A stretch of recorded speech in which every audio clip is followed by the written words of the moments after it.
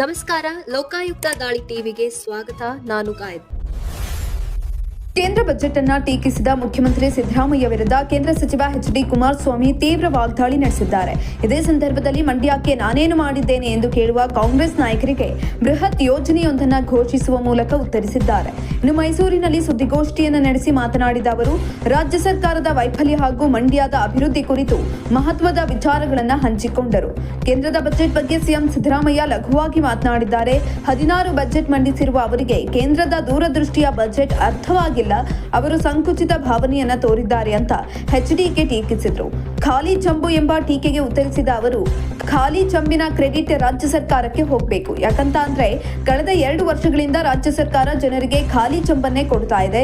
ತಮ್ಮ ವೈಫಲ್ಯವನ್ನ ಮುಚ್ಚಿಕೊಳ್ಳಲು ಕೇಂದ್ರದ ಮೇಲೆ ಗೂಬೆ ಕೂರಿಸುತ್ತಿದ್ದಾರೆ ಅಂತ ತಿರುಗೇಟನ್ನ ನೀಡಿದ್ರು. ಇನ್ನು ಕುಮಾರಸ್ವಾಮಿ ಮಂಡ್ಯಕ್ಕೆ ಹಾಗೂ ರಾಜ್ಯಕ್ಕೆ ಏನ್ ತಂದಿದ್ದಾರೆ ಅಂತ ಕಾಂಗ್ರೆಸ್ ನಾಯಕರು ದಿನನಿತ್ಯ ಸಣ್ಣತನದ ಪ್ರಶ್ನೆಗಳನ್ನ ಕೇಳ್ತಾ ಇದ್ದಾರೆ.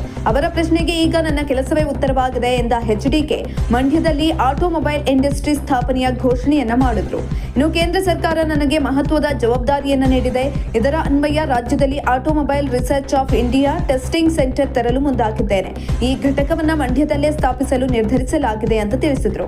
ಇನ್ನು ಮಂಡ್ಯದಲ್ಲಿ ಈ ಆಟೋಮೊಬೈಲ್ ಸೆಂಟರ್ ನಿರ್ಮಾಣವಾಗಬೇಕು. ಇದಕ್ಕಾಗಿ ಮಂಡ್ಯದಲ್ಲಿ 100 ಎಕರೆ ಜಾಗವನ್ನು ನೀಡುವಂತೆ ಕೋರಿ ನಾನು ಮುಖ್ಯಮಂತ್ರಿಗಳಿಗೆ ಪತ್ರವನ್ನು ಬರೆದಿದ್ದೇನೆ. ನಾನು ನಾಟಕವಾಡಲು ಪತ್ರ ಬರೆದಿಲ್ಲ. ಪ್ರಧಾನಿಗಳು ನನಗೆ ಮಂತ್ರಿ ಸ್ಥಾನ ಕೊಟ್ಟಿರುವುದು ನಾಟಕವಾಡೋದಿಕ್ಕಲ್ಲ. ರಾಜ್ಯದ ಕೈಗಾರಿಕಾ ಅಭಿವೃದ್ಧಿಗೆ ನಾನು ಪ್ರಾಮಾಣಿಕವಾಗಿ ದುಡಿಯುತ್ತಿದ್ದೇನೆ ಅಂತ ಕುಮಾರಸ್ವಾಮಿ ಸ್ಪಷ್ಟಪಡಿಸಿದ್ದಾರೆ. ಇನ್ನು ಕೇಂದ್ರದ ಬಜೆಟ್ನಲ್ಲಿ ರಾಜ್ಯಕ್ಕೆ ಯಾವುದೇ ಅನ್ಯಾಯವಾಗಿಲ್ಲ. ಮಂಡ್ಯ ಕಾಂಗ್ರೆಸ್ ಶಾಸಕರ ಪ್ರಶ್ನೆಗಳಿಗೆ ಈ ಬಜೆಟ್ ಮತ್ತು ನನ್ನ ಕೆಲಸದಲ್ಲಿ ಉತ್ತರವಿದೆ ಅಂತ ಅವರು ತಿಳಿಸಿದ್ದಾರೆ.